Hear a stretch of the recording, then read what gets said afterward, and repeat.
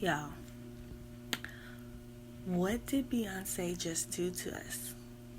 I'm I've been sitting here in silence because I don't know how to take in what just happened. Now, mind you, I've seen Beyonce in concert numerous times, but what she just did on that Coachella stage,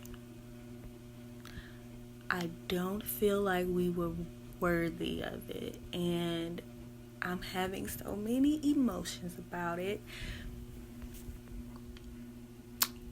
I have a lot of hair, but she snatched every follicle. It's just a delayed reaction right now. Who is this woman? How dare she? Why is she, and how did she?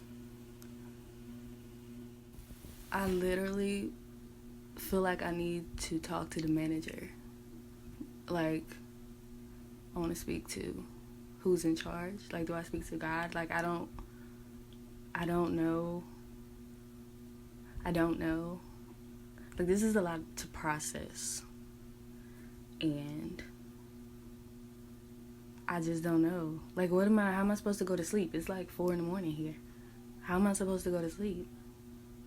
Like, I feel like she owes me for emotional distress because I stand, okay? Like, what did she just do?